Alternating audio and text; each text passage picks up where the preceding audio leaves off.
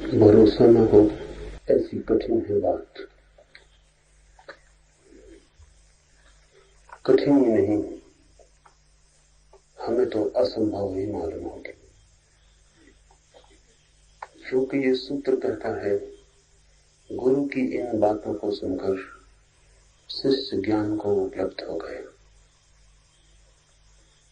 सुनकर उपलब्ध हो गया, हमारे तर्कशील मन को समझ में नहीं पड़ेगा। लेकिन अगर सच में ही सुना हो तो असंभव नहीं है। अगर श्रवण किया हो तो असंभव नहीं है। क्योंकि हमें श्रवण आता नहीं, इसलिए बात असंभव मालूम पड़ती। सुनकर शिष्य ज्ञान को उपलब्ध हो गया, तो इस बात को थोड़ा हम समझ लें, फिर सूत्र में प्रवेश कर।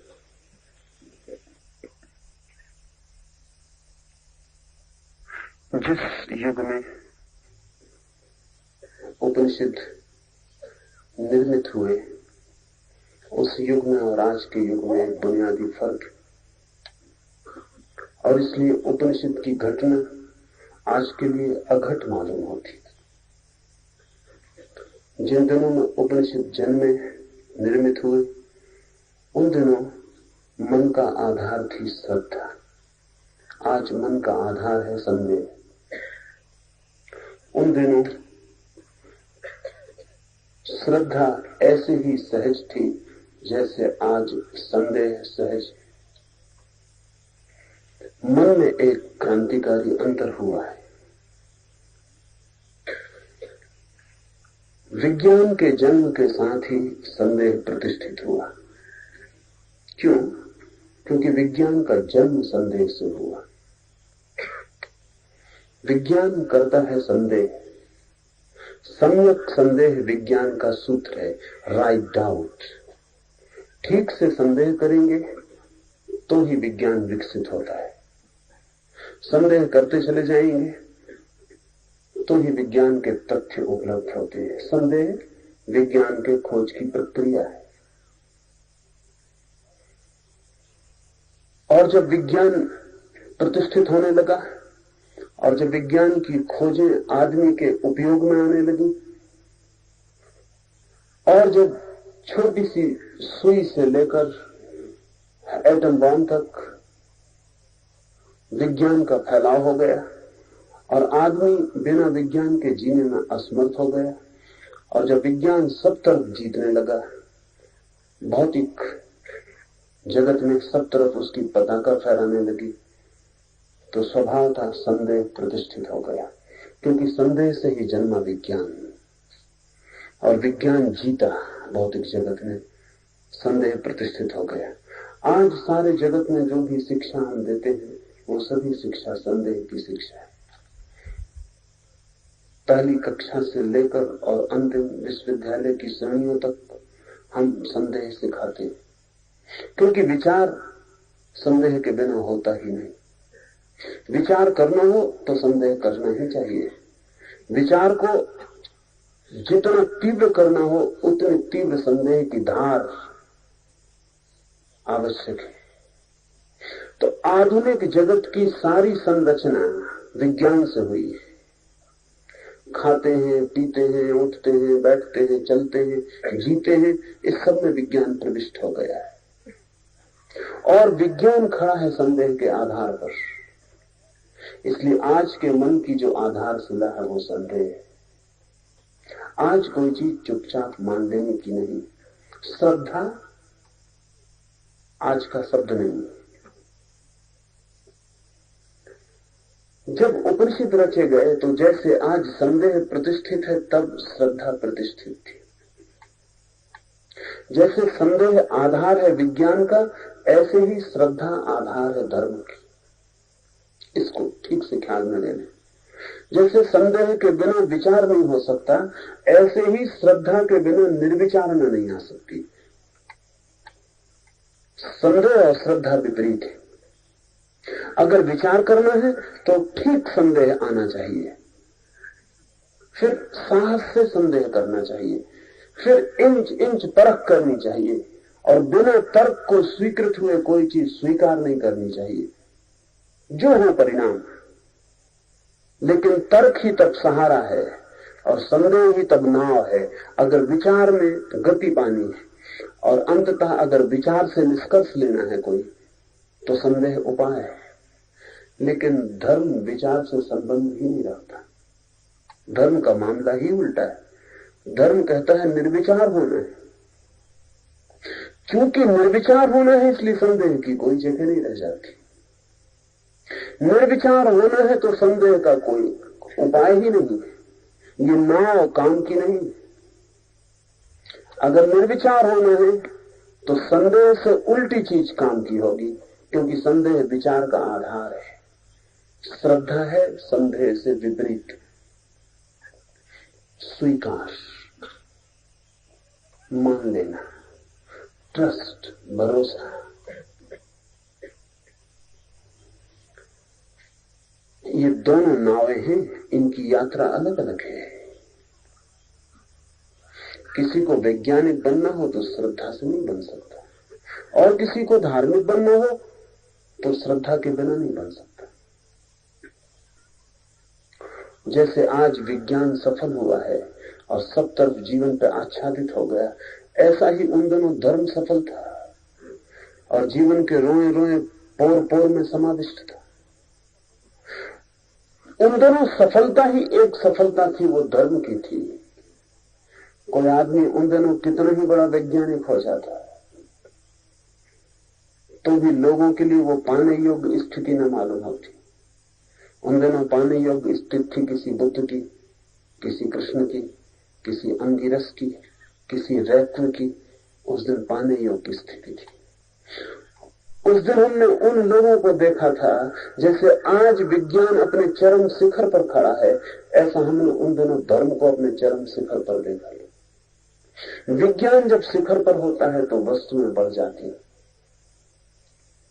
यंत्र बढ़ जाते हैं, कुशलता बढ़ जाती है, भोग के साधन बढ़ जाते हैं। धर्म जब सफल होता है तो चैतन्य बढ़ता है, आत्मा बढ़ती है, त्याग के अनूठे रहस्य उपलब्ध हो जाते हैं।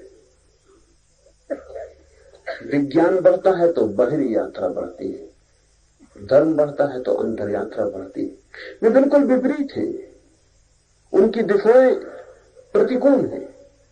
उस दिन हमने देखे थे धर्म के दीप स्तंभ, और उन दीप स्तंभों के ही आधार पर सारे मनुष्य का चित्त निर्मित हुआ था। विद्यालय था, विद्यापीठ थी, गुरुकुल था, वे सभी श्रद्धा सिखा रहे थे। तो श्रद्धा हमारे खून में थी। स्वीकार कर लेना सहज था, अस्वीकार कर लेना बड़ा उल्टा काम था। अस्वीकार करने के लिए बड़ी चेष्टा करनी पड़ती किसी को, स्वीकार करने के लिए कोई चेष्टा नहीं करनी पड़ती थी। आज उल्टी है बात। आज अस्वीकार करने के लिए कोई चेष्टा नहीं करनी पड़ती, वो हमारा सहज रुख है। स्वीकार करने के लिए अथक चेष्टा करनी पड़ती, और तब भी भीतर कोई ना कोई कहता चला जाता है कि पता नहीं ठीक हो कि ना ठीक हो, कि पता नहीं धोखा हो, प्रवंचना हो, कि पता नहीं क्योंकि मैंने तो जाना नहीं है, दूसरे किसी ने जाना है, कहां तक सच होगा। विज्ञान जब जीतता है तो संदेह जीतता है। इसीलिए भारत में विज्ञान का जन्म नहीं हो सका, हो नहीं सकता था। जहां श्रद्धा गहन हो वहां विज्ञान की यात्रा हो ही नहीं सकती। इसलिए उपनिषद के दिन अवैज्ञानिक दिन थे, विज्ञान का कोई विकास नहीं था। इसीलिए पश्चिम में आज धर्म का कोई विकास नहीं हो सकता, क्योंकि विज्ञान सफल हो गया है, संदेह जीत गया है। और ये यात्राएं विपरीत है। पूर्व ने दिया धर्म, क्योंकि पूर्व ने मन को आधार दिया श्रद्धा का। पश्चिम ने दिया विज्ञान, क्योंकि पश्चिम ने मन को आधार दिया संदेह का। मैं नहीं कहता कि संदेह गलत है, नहीं मैं कहता हूं कि संदेह सही है। न मैं कहता हूं श्रद्धा सही है और न मैं कहता हूं श्रद्धा गलत है। मेरी बात को ठीक से समझ लें। अगर कोई विज्ञान में श्रद्धा का उपयोग करे तो गलत है, अगर कोई संदेह का धर्म में उपयोग करे तो गलत है, अगर कोई श्रद्धा का धर्म में उपयोग करे तो सही है, और अगर कोई संदेह का विज्ञान में उपयोग करे तो सही है। संदेह की अपनी सामर्थ्य है, पदार्थ को जानने में संदेह की प्रकट सामर्थ्य है, स्वयं को जानने में संदेह नपुंसक है। श्रद्धा की कोई सामर्थ्य पदार्थ को जानने की नहीं,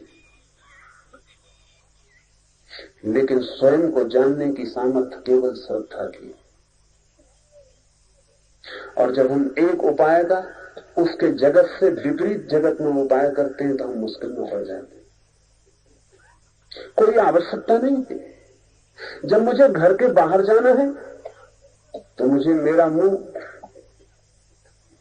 घर के बाहर की तरफ रखना पड़ता है और पीठ घर की तरफ करनी पड़ती है। जब मुझे घर आना है तो मुझे मुंह घर की तरफ करना पड़ता है, पीठ बाहर की तरफ करनी पड़ती है। श्रद्धा है घर की तरफ मुंह, संदेह है बाहर की तरफ मुंह। श्रद्धा और संदेह एक ही सिक्के के दो पहलू हैं, लेकिन दोनों की उपयोगिता अलग है, दोनों की निष्पत्तियां अलग है। और जिसने इन दोनों में भ्रम किया वो कठिनाई में पड़ जाता है। जिन दिनों उपनिषद रचे गए उन दिनों श्रद्धा की आधार, जो सुना जाता था वो सीधा आत्मसात हो जाता। श्रद्धा का अर्थ है ग्राहकता, श्रद्धा का अर्थ है प्रेम पूर्ण स्वीकार। इस स्वीकार का सारा आयोजन था। ऐसा कोई रास्ते चलते किसी से कुछ कह नहीं देता था, गुरु के पास वर्षों बैठना पड़ता था, गुरु को वर्षों तक पीना पड़ता था, गुरु के साथ वर्षों तक जीना पड़ता था। धीरे धीरे गुरु की श्वास की गति शिष्य की भी श्वास की गति हो जाती थी। धीरे धीरे गुरु का उठना बैठना शिष्य का भी उठना बैठना हो जाता था। धीरे धीरे दोनों के बीच एक तालमेल, एक अंतर सामंजस्य निर्मित हो जाता था। और तब शिष्य जानता था अपने अंतरतम से कि गुरु सत्य है। यह पहचान धीरे धीरे होती थी। यह पहचान किसी को रास्ते में पकड़ कर पूछ लेने की नहीं थी कि क्या ब्रह्म है। मुझे लोग मिल जाते, मैं स्टेशन पर अपनी गाड़ी पकड़ने जा रहा हूं, बीच में मुझे रोक लेते हैं प्लेटफॉर्म पर कि जरा एक मिनट, सच में ईश्वर है? वो क्या कह रहे हैं? जैसे कि ईश्वर है या नहीं ऐसा कोई उत्तर दिया जा सकता है, जैसे कि इस उत्तर को पाने के लिए किसी तैयारी की कोई भी जरूरत नहीं। जैसे ये उत्तर कोई रोजमर्रा दैनिक काम की चीज है कि किसी दुकानदार से पूछ रहे हैं कि सिगरेट का पैकेट है। ईश्वर है, इसे पूछने के लिए वर्षों प्रतीक्षा चाहिए,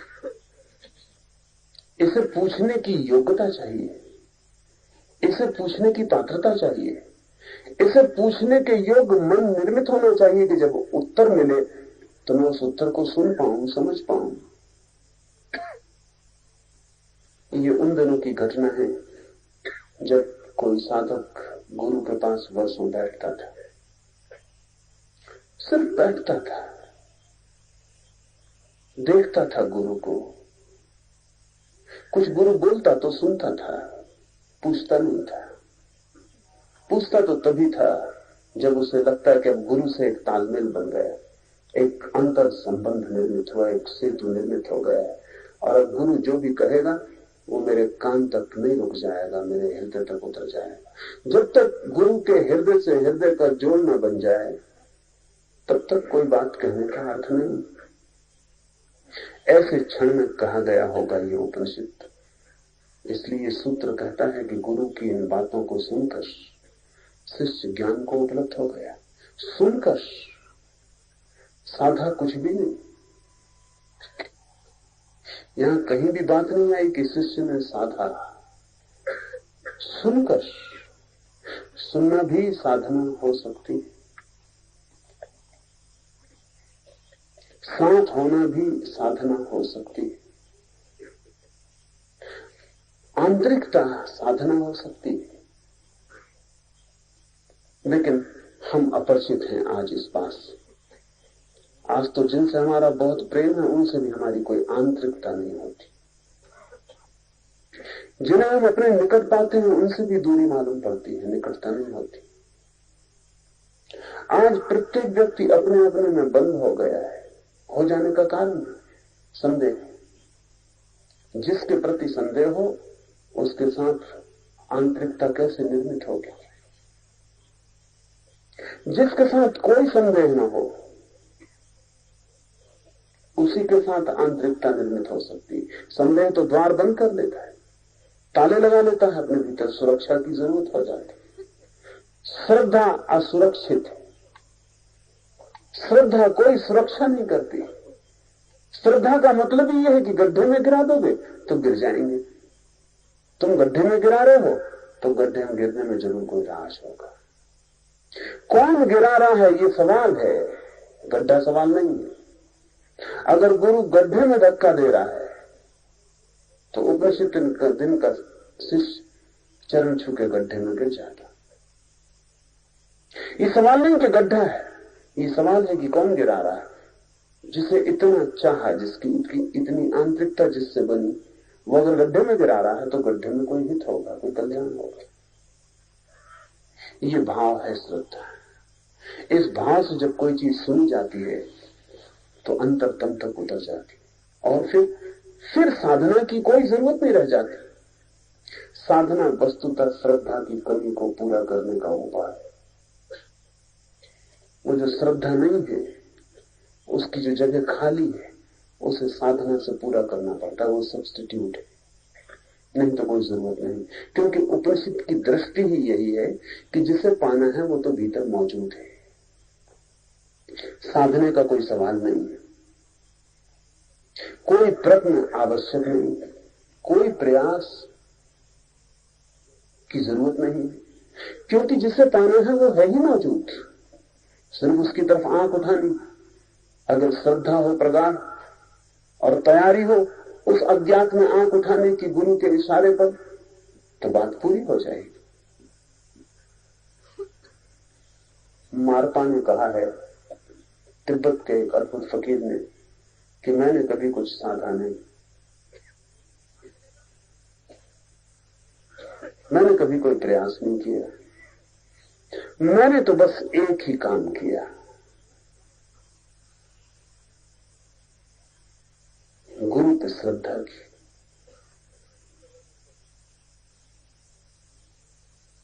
बड़ी मजेदार घटना है मारपा की।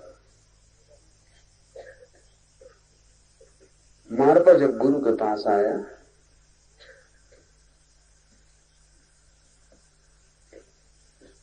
तो मारपा ने कहा कि मैं तो तैयार होकर आया हूं श्रद्धा के लिए। तो उसके गुरु ने कहा श्रद्धा पूरी है? तो मारपा ने कहा श्रद्धा अधूरी होती है। ऐसा मैंने सुना नहीं, श्रद्धा अधूरी हो कैसे सकती? श्रद्धा होगी तो पूरी होगी, नहीं तो नहीं होगी। इसे थोड़ा समझ ले। कुछ लोग कहते हैं थोड़ी थोड़ी श्रद्धा है, थोड़ी थोड़ी नहीं। उन्हें पता नहीं वो क्या कह रहे हैं। श्रद्धा विभाजित नहीं होती। किसी से कहो कि थोड़ा थोड़ा प्रेम है, थोड़ा थोड़ा नहीं, क्या मतलब होता है? किसी से कहो कि थोड़ा थोड़ा सच बोलते हैं, थोड़ा थोड़ा सच। अविभाज्य है ये बातें, इनको कोई बांट नहीं सकता। या श्रद्धा होती है या नहीं होती। थोड़े थोड़े का मतलब ये होता है कि नहीं है, लेकिन आप इतनी ईमानदार भी नहीं है कि स्वीकार कर लें कि श्रद्धा नहीं, तो कहते हैं थोड़ी थोड़ी। मारपाने का श्रद्धा पूरी होती है, अधूरी मैंने सुनी नहीं, मुझे श्रद्धा है। तो उसके गुरु ने कहा कि सामने जो गड्ढा है इसमें कूद जा। मारपा तत्काल कूद गया। गुरु घबराया कि मुफ्त जान गई। ऐसा ना सोचा था कि ये कूद ही जाएगा। भागा गुरु, शिष्य भागे। नीचे जाकर देखा मारपा ध्यान लगाए गड्ढे में बैठा है। गड्ढ भयंकर था, हजारों फीट गहरा था। कोई उपाय बचने का न था, लेकिन उसे खरोच भी न लगी थी। गुरु ने समझा संयोग है। परीक्षा करनी पड़ेगी। घर में आग लगी थी, गांव घर की तरफ दौड़ रहा था। मारपा को लेकर गुरु भी गया और उसने कहा कि इस आग में प्रवेश कर जा। मारपा आग में प्रवेश कर गया, अंदर चला गया, ध्यान लगा के भीतर बैठ गया। सारा घर जल के राख हो गया। गुरु और उनके सारे शिष्यों ने समझा कि मर गया बेचारा, अब कोई उपाय नहीं। जब राख हो गया तब लोग अंदर घुसे। वो राख के बीच में बैठा था, उसे जरा सी भी खरोंच, आग की जरा सी भी खरोंच नहीं पहुंची थी। तो गुरु ने कहा कि तेरे पास क्या तरकीब है, कौन सा तेरे पास शक्ति है जो तू ये काम कर रहा है? उसने कहा शक्ति सिर्फ आप पर श्रद्धा।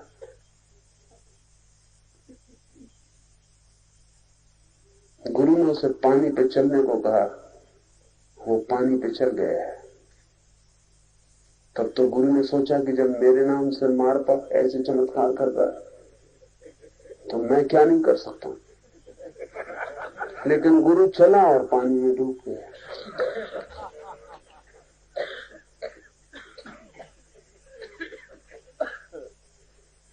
गुरु का सवाल नहीं,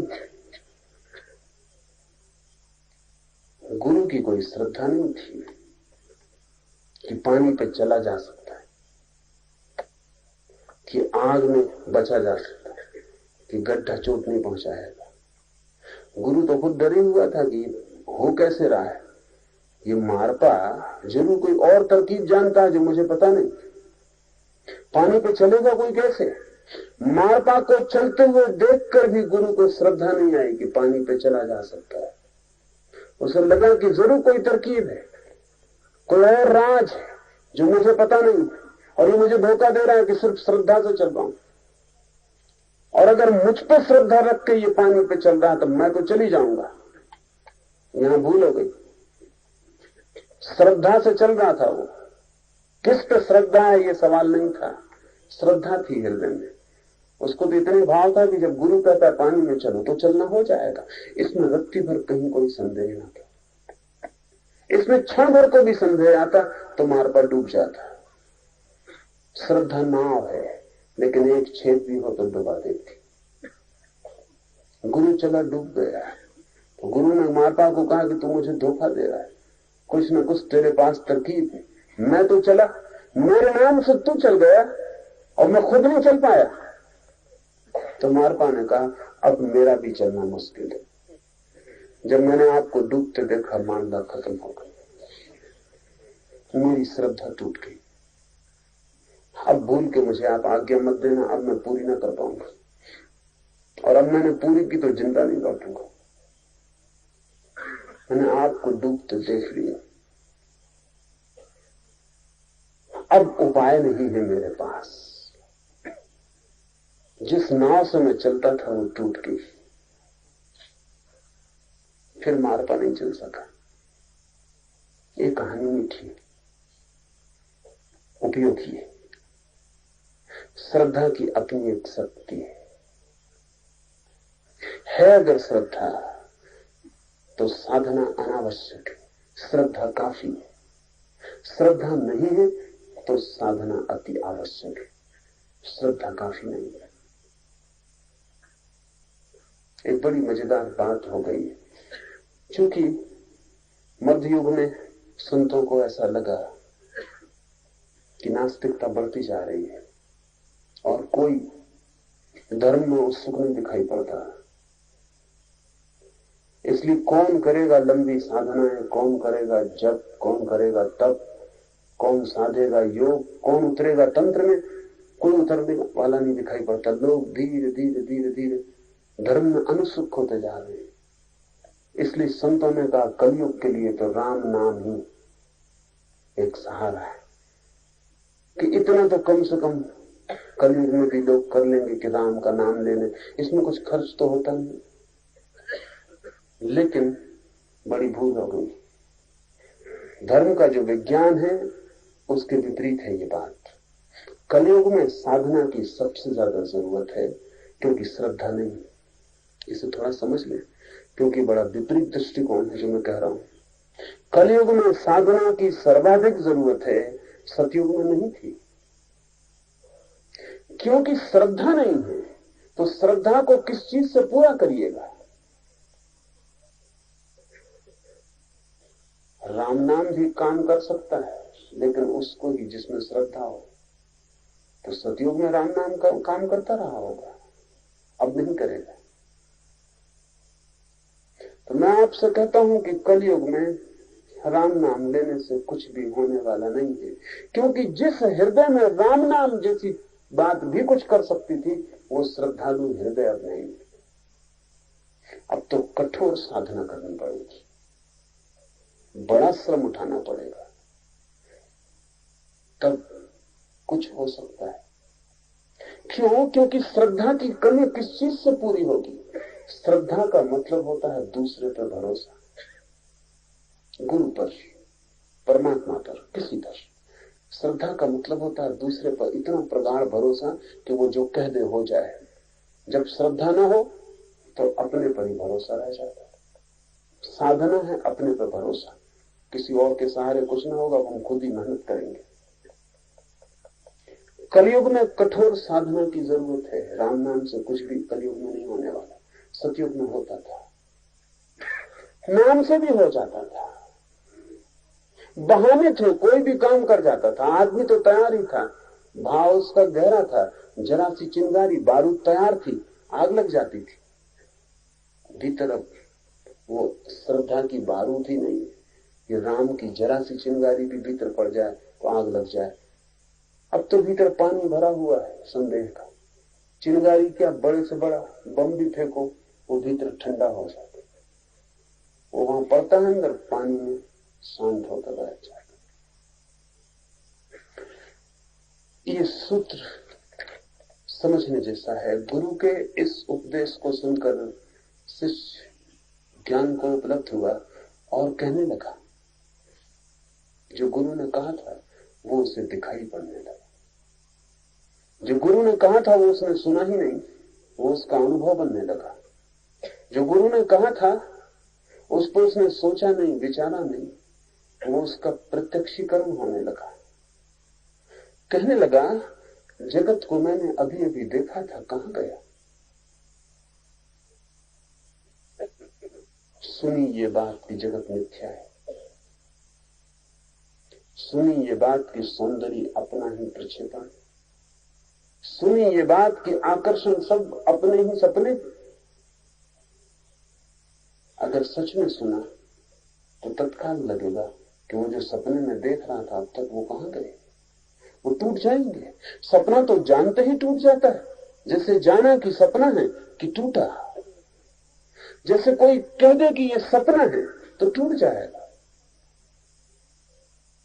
गुरु ने कहा कि सपना है सारा जगत, आपने भी सुना सपना है सारा जगत, आपने कहा होगा, हो सकता है, कौन जाने। और कैसे माने कि जगत सपना है? जगत इतना साफ स्पष्ट चारों तरफ मौजूद है। ये बात कुछ जचती नहीं कि जगत सपना है। जचती भी हो तो हम इसे अपने मन को जचाना नहीं चाहते, क्योंकि सपनों में हमारा बड़ा इन्वेस्टमेंट है। सपनों में बड़ी संपदा लगा बैठे, सपनों में ही सारा सुख है हमारा।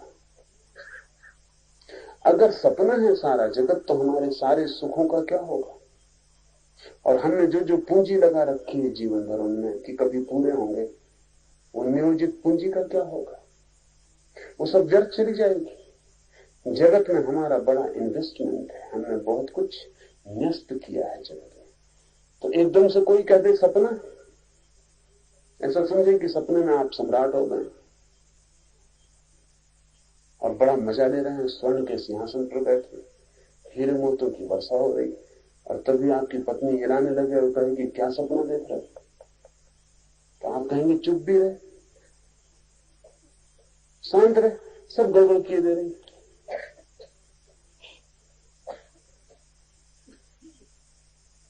बामुश्किल तो ऐसा सपना देखने को मिला था,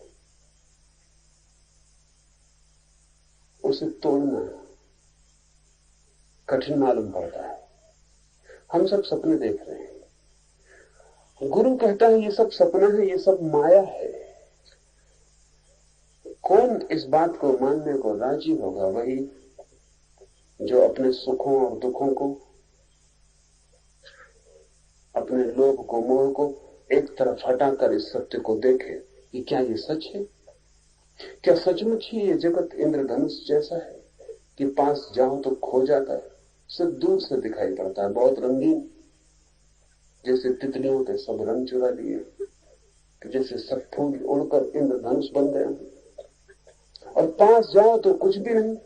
अगर मुट्ठी में बांधो तो कुछ पानी की बूंदें भर हाथ लगती, जिनमें न कोई रंग होता है, न कोई रूप होता है। शिष्य ने ये सुना और कहने लगा, जगत को मैंने अभी अभी देखा था, सुनने के पहले देखा था, गुरु से मिलने के पहले देखा था, खूब भर के देखा था आंख, और देखने का बड़ा मन बना था कि और देखता रहूं, देखता रहूं। अभी अभी सब कुछ था, वह कहां गया?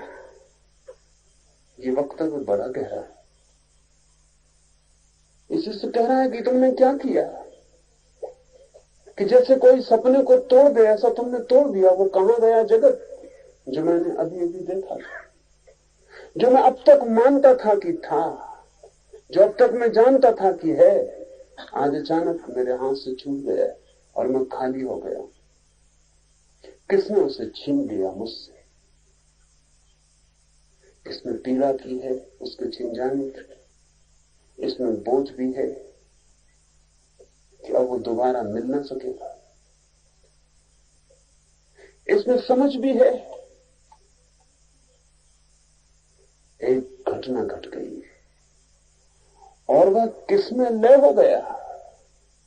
बड़ा आश्चर्य कि वह नहीं, निश्चित ही इससे बड़ा आश्चर्य और क्या होगा कि जिसे हमने जाना था कि है, जिसे हम जी रहे थे, जिसमें हम संलग्न थे और जिसमें हमने सारे के सारे सुख संजोए थे, स्वर्ग बसाए थे, सब अचानक तिरोहित हो गया।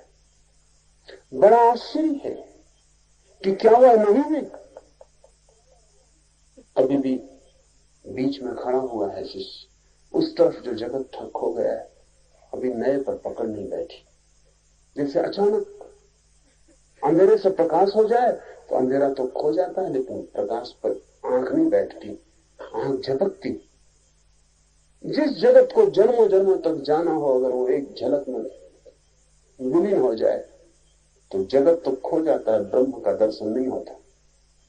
थोड़ा वक्त लगेगा, थोड़ा आंखों को राजी होना पड़ेगा। अंधेरे की देखने की आदत प्रकाश को देखने में थोड़ी सी बाधा लाएगी, आंखें चौंधिया जाएंगी।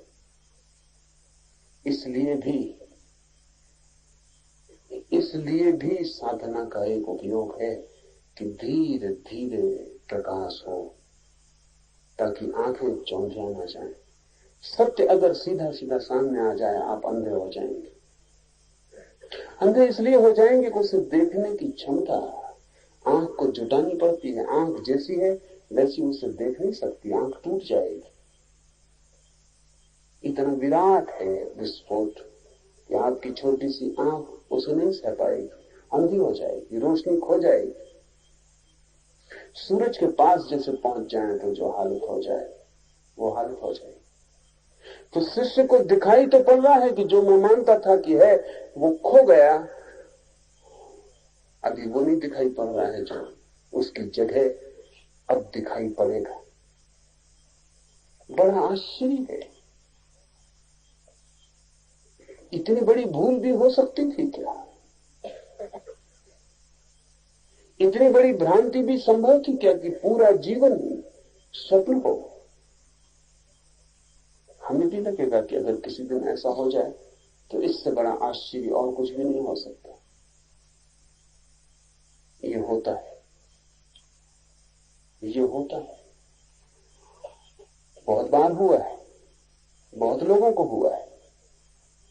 इस युग में ये घटनाएं कम होती चली गई हैं। कई कारण, एक कारण आश्चर्य की कमी भी।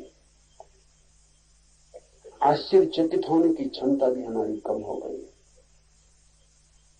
उसका भी कारण विज्ञान ने बहुत बहुत से रहस्य हमें दे दिए, और जब कोई रहस्य जान लिया जाता है तो रहस्य ही कम नहीं होता, हमारी आश्चर्य की क्षमता भी कम हो जाती है। बच्चे आश्चर्य से भरे होते हैं, हर चीज में उन्हें चमत्कार मालूम पड़ता है, और हम उन्हें डांट डपट के बिठा देते हैं कि शांत भी रहो, कोई इसमें बड़ा आश्चर्य नहीं। हम उन्हें समझा देते हैं, लेकिन आपको पता है कि आप बच्चे से उसका एक जगत छीन रहे हैं, आश्चर्य का जगत, जहां हर छोटी मोटी घटना, एक छोटी सी उड़ती तितली इतना सुख दे जाती थी कि जितना फिर सारा जगत भी आपके विज्ञान का नहीं दे पाएगा। कि एक छोटा सा खिलता फूल की आकाश से टूटा हुआ एक छोटा सा उल्का, एक छोटा सा उल्का पात कि गिरता हुआ तारा एक बच्चे को इतने पुलक से भर जाता था कि फिर सारे जगत की संपदा उसे दे दी जाए और सारे तारों का उसे मालिक बना दिया जाए तो भी वो पुलक फिर वापस नहीं आएगी। बच्चा आश्चर्य से देख रहा है हर चीजों को। क्यों? क्योंकि उसे कुछ भी पता नहीं, वो अज्ञानी, उसे कुछ भी पता नहीं। क्योंकि पता नहीं है कुछ भी, इसलिए हर चीज आश्चर्य से भरती है। विज्ञान ने आज बहुत सी बातें पता कर दी, आपको लगता है ये भी मालूम है, ये भी मालूम, ये भी मालूम। आश्चर्य क्षमता कम हो गई। जरूरी नहीं है, लेकिन आपको फिर अगर आश्चर्य को बनाए रखना है तो आपको विज्ञान का फिर बहुत गहन अध्ययन चाहिए, तो आश्चर्य जग सकता, नहीं तो नहीं जग सकता। आइंस्टीन ने मरने के पहले कहा है कि मैं एक रहस्यवादी की तरह मर रहा हूं, लाइक ए मिस्टिक। मैंने सोचा था कि जगत के सारे रहस्यों को खोल लूंगा, लेकिन रहस्य खोले जरूर, पर हर रहस्य के खोलने के बाद और बड़े रहस्य खड़े हो गए। जैसे जादूगर एक डब्बे से दूसरा डब्बा निकालता है, फिर तीसरा डब्बा निकालता है और निकालता चला जाता है, ऐसे ही रहस्य के भीतर रहस्य। लेकिन उन रहस्यों को जानने के लिए अब बहुत डब्बों के पार जाना पड़ेगा। आइंस्टीन जैसी कोई प्रतिभा सब डब्बों के पार होकर जब देखती तो पाती रहस्य कम नहीं हुए। लेकिन हम जो छोटा मोटा ज्ञान इकट्ठा कर लेते हैं, हमारा रहस्य भाव मर जाता है, हमारा आश्चर्य मर जाता है। हमारी चीज को कहने लगते हैं, उत्तर हमारे पास हो जाता है कि इसका ये अर्थ, इसका ये अर्थ, ये इसलिए है, ये इसलिए है। सब चीजों का अर्थ और व्याख्या हो गई हो तो आश्चर्य का भाव कम हो जाता है, और जब आश्चर्य का भाव कम हो जाए तो धर्म की संभावना टूट जाती। धर्म है एक रहस्य, परम रहस्य। धर्म है परम आश्चर्य। इस जगत में जो बड़े से बड़ा चमत्कार घट सकता है वो है धार्मिक हो जाना। क्यों?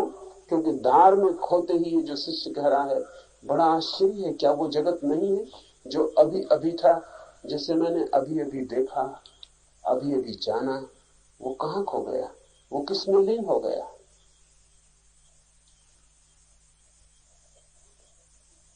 लेकिन तत्क्षण दूसरी पंक्ति आप देखते, पहली पंक्ति आश्चर्य की है, दूसरी पंक्ति आनंद की। आश्चर्य के पीछे ही आनंद छिपा है, और जिसका आश्चर्य खो गया उसे आनंद कभी भी ना मिलेगा। आश्चर्य आनंद का द्वार है, जिसका द्वार ही बंद हो गया वो आनंद के भवन में कभी प्रवेश न करेगा।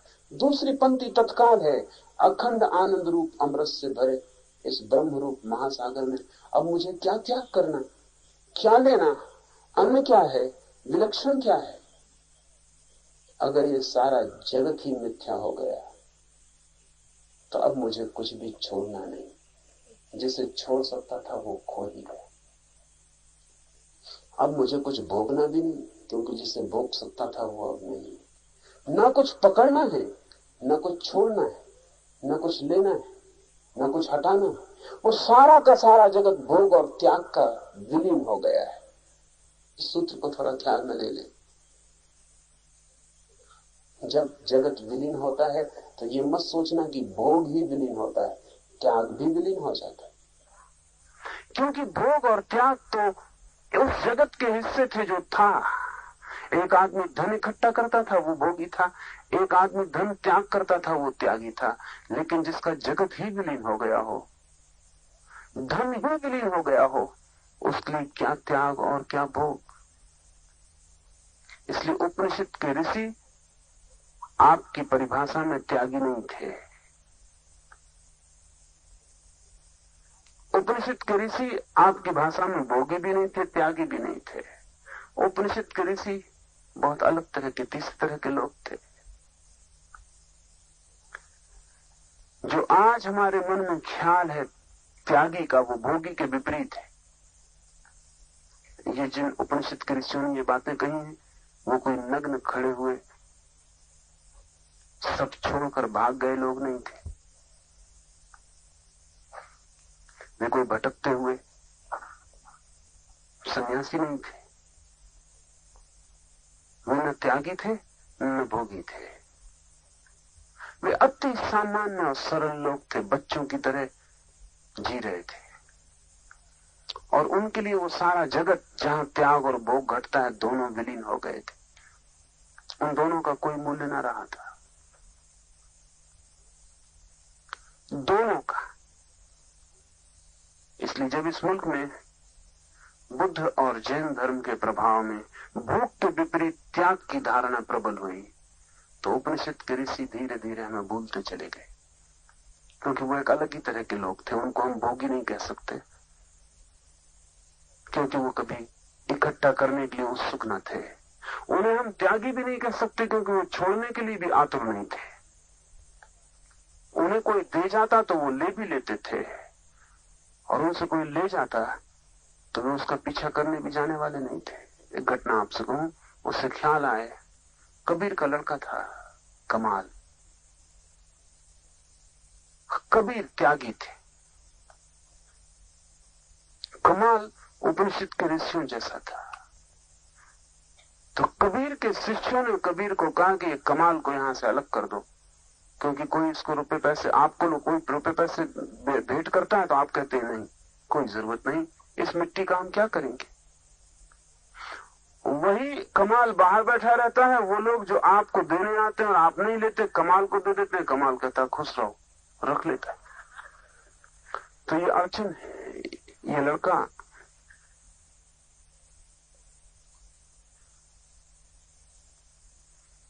पता नहीं कबीर ने ये वचन रचा कि मैं मानता हूं कबीर ने नहीं रचा होगा, उनके किसी मानने वालों ने जो कमाल से परिचित रहे होंगे रचा होगा। रचा है वचन, उपजा वंश कबीर का, उपजा बूढ़ा वंश कबीर का, उपजा पूत कमाल। सारा वंश खराब कर दिया कबीर का इसने। एक कमाल जो पूत पैदा हो गए, सपूत, सब खराब कर दिया। तो कबीर ने कमाल को कहा कि ये लोग ऐसा सोचते हैं, तेरा क्या ख्याल। कमाल ने कहा तो हम यहां न रह के दूसरे झोपड़े में रहने लगते। कमाल दूसरे झोपड़े में चला गया। काशी के नरेश को खबर मिली। काशी के नरेश को ऐसा नहीं लगता था कि कमाल भोगी है, त्यागी नहीं है, ये तो जाहिर था। भोगी है ऐसा नरेश को शक नहीं था। फिर उसने कहा फिर भी जांच कर लेनी चाहिए। तो नरेश एक बहुमूल्य हीरा लेकर आया, उसने कमाल को भेंट किया। तो कमाल ने कहा कि अरे क्या पत्थर भेंट करने लाए, न खा सकते न पी सकते। तो सम्राट ने सोचा कि लोग तो मुझसे कहते हैं कि वो कुछ भी दो तो रख लेता है, और मैं हीरा लाया हूं, लाखों का है, और वो कहता क्या पत्थर ले आए। तो बात लोगों की ठीक नहीं जचती। तो सम्राट सोच के कि कमाल नहीं लेता है, उठा के वापस रखने लगा। तो कमाल ने कहा अरे बड़े पागल हो, एक तो पत्थर का बोझ यहां तक ढोया, अब क्या वापस भी ले जाओ, रख दो। तब तो सम्राट को बड़ा शक हो गया कि ये आदमी तो कुछ गड़बड़। देखिए हमारा मन कैसा है। तर्क युक्त तो यही है जो कमाल ने किया कि जब पत्थर ही है तो यहां तक ढोया, ये मुसीबत झेली, अब वापस ढोगे, छोड़ भी दो। पहली बात सम्राट को जची थी, भोगी को त्याग की बात हमेशा जचती। दूसरी बात बिल्कुल नहीं जची और लगा कि ये संदिग्ध मामला है। फिर भी उसने कहा कहां रख दूं। तो कमाल ने कहा पूछते हो कहां रख दूं, तो मतलब तुम इसे पत्थर नहीं मानते। ले ही जाओ। कहां रखने का क्या सवाल है, पत्थर ही है, पड़ा रहने दो। फिर सम्राट जांचने के लिए कहा कि अच्छा, झोपड़ा था सनोलियों का, उसमें खोस दिया हीरे को, कहा यहां रखे जाता हूं। खमाल ने कहा तुम्हारी मर्जी, बाकी पत्थर का इतना क्यों हिसाब रखते हो। महीने भर बाद सम्राट वापस लौटा। उसे पक्का था कि वो दूसरे दिन ही हीरा बिक गया होगा या छिपा दिया गया होगा। महीने भर बाद आया, कमाल से पूछने लगा कि हीरा रख गया था महीने भर पहले। कमाल ने कहा कि मैंने तभी कहा था पत्थर है, अब तो मुझे झंझट में डालोगे। कहां रख गए थे तुम? पता नहीं, कोई ले गया हो। सम्राट ने कहा कि ये होशियारी की बातें कर रहा है, पता नहीं कोई ले गया हो, या पता नहीं वहां हो भी, तुम देख लो। पर सम्राट हैरान हुआ, हीरा वहीं घुसा था, वहीं सनोलियों में हीरा दबा था। उपनिषद के ऋषि ऐसे लोग थे।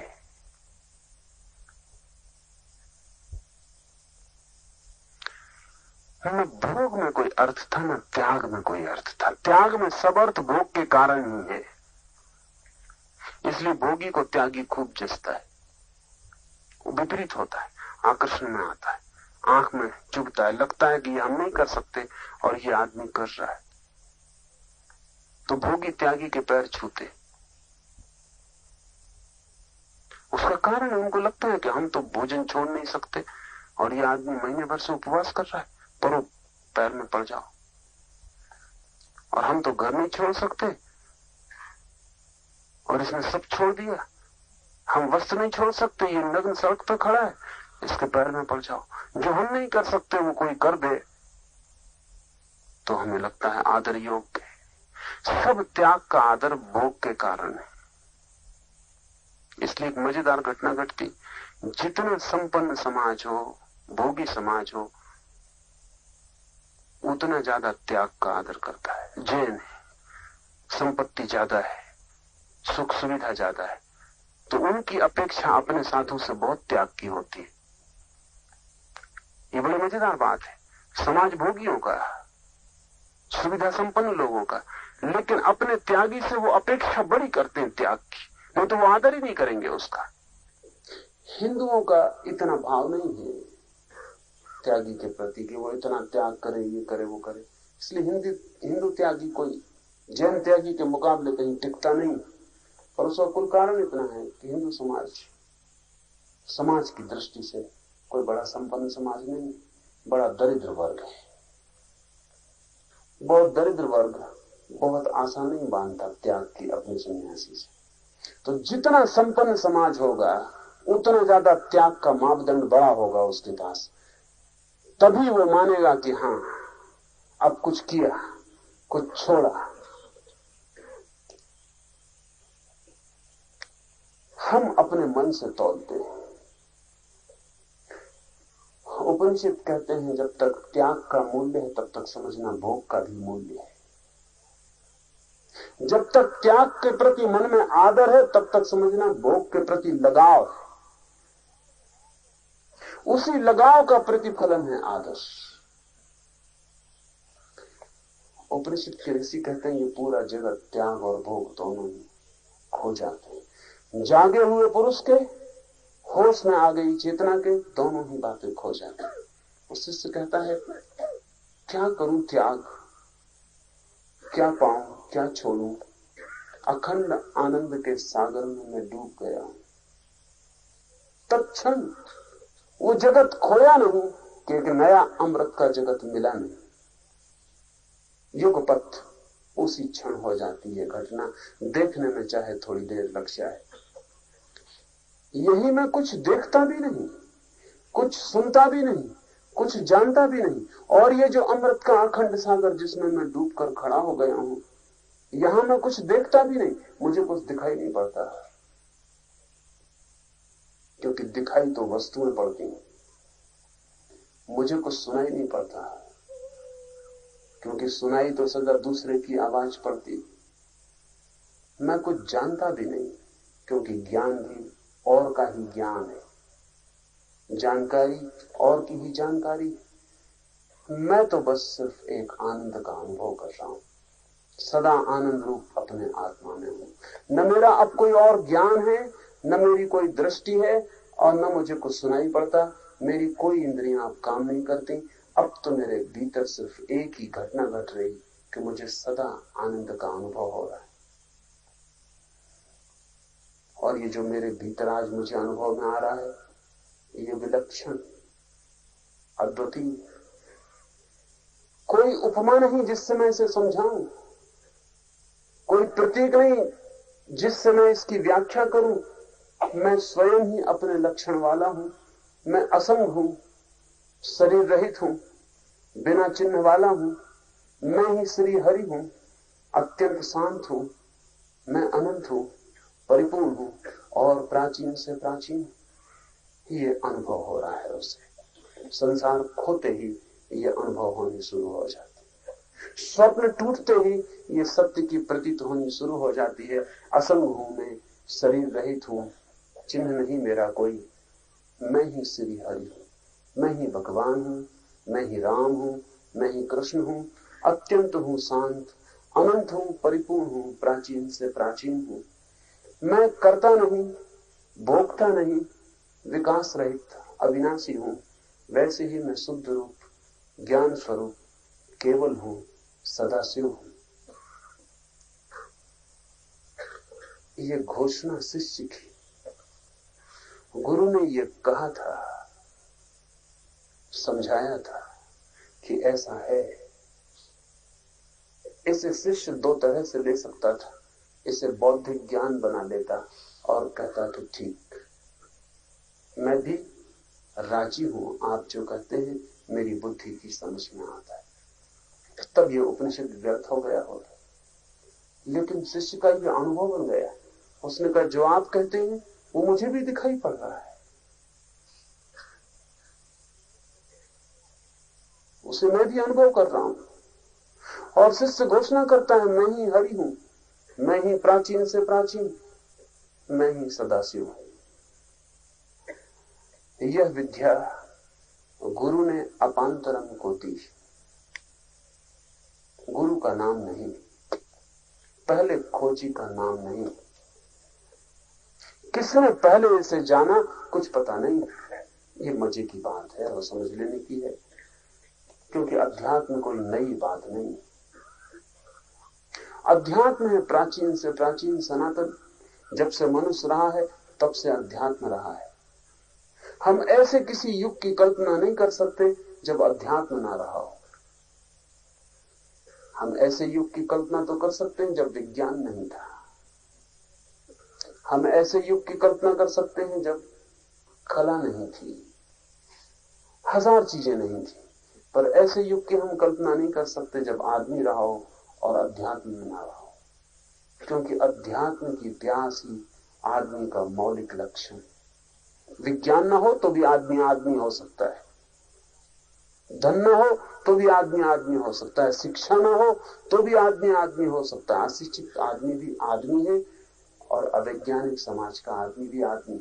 लेकिन अध्यात्म ना हो तो आदमी आदमी नहीं होता, पशु हो जाता है। अध्यात्म ही आदमी का लक्षण है।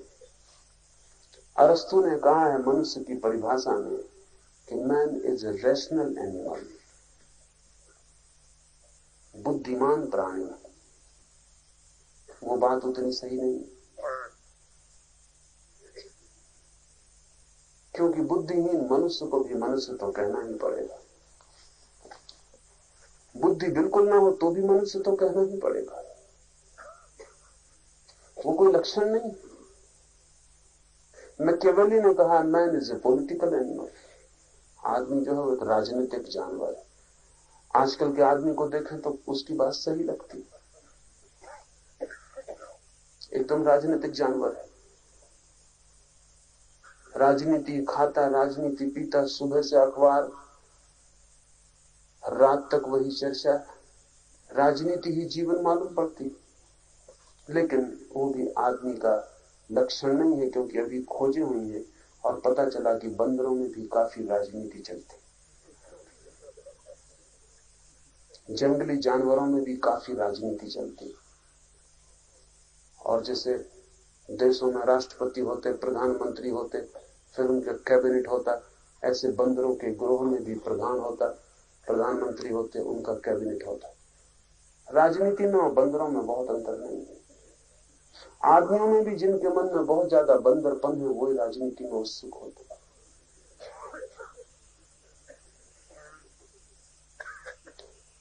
लेकिन आदमी आध्यात्मिक प्राणी है, वो उसकी वास्तविक लक्षण है। तो किसने सबसे पहले ये विद्या खोजी, उसका कोई नाम नहीं दिया है। ये बहुत अच्छा किया। उसका मतलब हुआ कि इतनी इतनी पुरानी है, इतनी इतनी सनातन है कि पहले आदमी का कोई पता नहीं। तो पहले आदमी के लिए तो सिर्फ कहा है, गुरु ने अपांतरम को दी।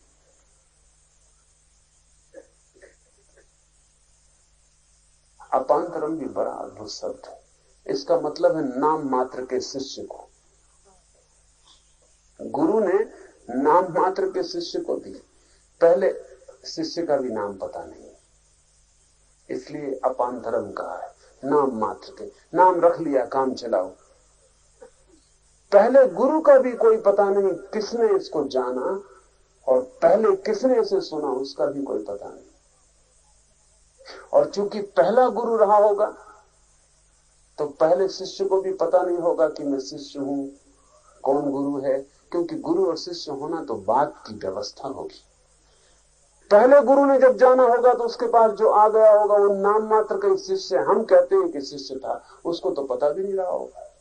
खींचा चलाया होगा चुंबक के पास, जान लिया होगा। इसलिए सूत्र कहता है, ये विद्या गुरु ने अपांतरम को दी, अपांतरम ने ब्रह्मा को दी। ब्रह्मा हमारा सृष्टि का निर्माता है। ये बड़े मजे की बात है कि जिसने सृष्टि बनाई है वो भी अज्ञानी, उसको भी विद्या लेनी पड़ी। यहां हिंदू विचार की गहराइयों का अंदाज लगाना मुश्किल हो जाता है। हम ब्रह्मा को मानते हैं सृष्टा, बनाने वाला, लेकिन उसको भी हम ज्ञान नहीं मानते हैं, क्योंकि अगर ज्ञानी होता तो स्वप्न के संसार को बनाता नहीं, निर्मित नहीं करता। अगर संसार स्वप्न है तो उसका सृष्टा ज्ञान नहीं हो सकता। स्वप्न को फैलाना, यही तो काम है ब्रह्मा का, स्वप्न को फैलाना। इसलिए हमने ब्रह्मा के बहुत मंदिर नहीं बनाए, एक ही मंदिर है भारत में। बनाना सबसे ज्यादा चाहिए, क्योंकि जिसने संसार बनाया उसके सबसे ज्यादा मंदिर होना चाहिए। बनाने वाले को उसके मंदिर नहीं, उसका एक ही मंदिर है। नाम मात्र कहना चाहिए उसका मंदिर। क्यों? क्योंकि संसार को हमने समझा कि वो सपना है, और जिसने बनाया उसके क्या मंदिर बनाने हैं। मंदिर हमने शिव के सबसे ज्यादा बनाए, क्योंकि वो संसार को मिटाने वाला है। गांव गांव वृक्ष वृक्ष के नीचे शिवलिंग रख दिए, सारी जमीन हमने शिव से भर दी। उसका कारण, ब्रह्मा की क्या याद करें, उपद्रव में अटका दिया हमें उसी में। शिव का हमने स्मरण किया है बहुत जानकर, क्योंकि वो संहार है, वो विनाश करेगा, स्वप्न को मिटा देगा। अपांतरम ने ब्रह्मा को दी, ब्रह्मा ने घोर अंगिरस को दी, घोर अंगिरस ने रैको को दी, रैको ने राम को दी। ऐसी उस परंपरा में और हजारों लोग हुए हैं। ये महत्वपूर्ण नाम चुन लिए गए हैं। इस बीच हजारों लोग हुए हैं जिनके नामों का भी पता नहीं, लेकिन महत्वपूर्ण नाम चुन लिए गए। ये बहुत प्रसिद्ध लोग हैं। घोरी अंगिरस उस जमाने का, उपनिषद के जमाने का बड़े से बड़ा ज्ञाता पुरुष है। उसने रैको को दी। रैको भी एक बहुत अद्भुत ऋषि है। रैको ने राम को दी, और राम ने समस्त भूत प्राणियों को थी। राम के द्वारा ये बोध विराट हुआ, बहुत लोगों तक पहुंचा। उसके पहले ये एजोटेरिक थी, उसके पहले ये गुप्त विद्या थी, और कोई गुरु किसी शिष्य को चुपचाप देता था। राम ने इसे समस्त प्राणियों के लिए खुला कर दिया। राम के हाथों में आके ये विद्या गुप्त न रही, प्रकट हो गई। राम ने इसे समस्त भूत प्राणियों को दिया। यह निर्वाण का उपदेश है। निर्वाण का उपदेश का अर्थ होता है ये मिटने का उपदेश है। जैसे दिया बुझ जाए, ऐसा खुद को बुझा देने का उपदेश है। लेकिन खुद को जो बुझाता है वही उस परम सत्ता को पाता है जिसे बुझाने का कोई उपाय नहीं। जो बुझ सकता है मेरे भीतर वो मेरा अहंकार है, जो नहीं बुझ सकता वही मेरे भीतर ब्रह्म है। तो जो बुझ सकता है उसे बुझा दो, ताकि जो नहीं बुझ सकता उसका अनुभव हो सके। यही वेद की शिक्षा है। समस्त वेद का यही सार है और वेद का यही अनुशासन है। इस प्रकार यह उपनिषद समाप्त होता है। यह उपनिषद बड़े अनूठे ढंग से समाप्त होता है। गुरु के उपदेश से समाप्त नहीं होता, शिष्य की उपलब्धि से समाप्त होता है। गुरु ने क्या कहा इस पर ही समाप्त नहीं होता, शिष्य को क्या हो गया इस पर समाप्त होता है। और जब तक कोई शिक्षा हो न जाए जीवन, तब तक उसका कोई भी मूल्य नहीं। जब तक कोई शिक्षा जीवंत न हो सके, तब तक मन का विलास है। उपनिषद मन का विलास नहीं, जीवन का रूपांतरण है। गुरु ने अपांतरम को दी, अपांतरम ने ब्रह्मा को दी, ब्रह्मा ने घोरी अंगिरस को दी, घोरी अंगिरस ने रैक को दी, रैक ने राम को दी, राम ने समस्त भूत प्राणियों को दी। और हमने पुनः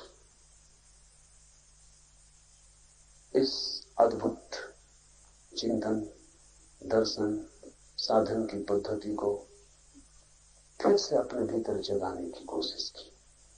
फिर से थोड़ी लौ को उकसाया। यहां से जाने के बाद उस लौ को उकसाते रहना। कभी ऐसी घड़ी जरूर आ जाएगी कि आप भी कह सकेंगे, अभी अभी देखा था उस जगत को, वो कहां गया? क्या वो नहीं है? और जिस दिन आपको भी ऐसा अनुभव होगा, उस दिन आप भी कह सकेंगे, मैं हरि हूं, मैं सदाशिव हूं, अनंत हूं, आनंद हूं, मैं ब्रह्म हूं। और जब तक ये आपके भीतर न हो जाए, तब तक कैसा ये निर्वाण का उपदेश, कैसा ये वेद का सार। और तब तक ये उपनिषद यहां तो समाप्त हो गया, लेकिन आपके लिए समाप्त नहीं हुआ है। एक दिन ऐसा है कि आप भी कह सके कि उपनिषद की शिक्षा मेरे लिए भी समाप्त हो गई। मैं वहां पहुंच गया जहां उपनिषद पहुंचाना चाहती।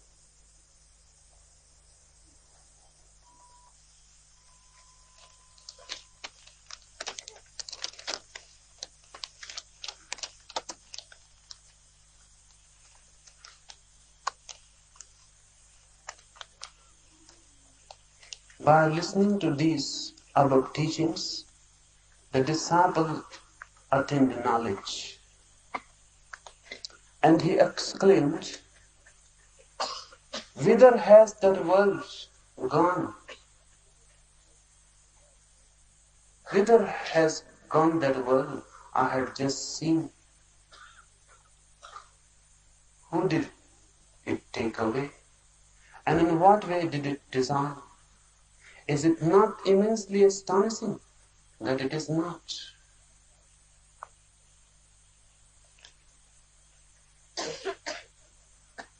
This is a very unique happening.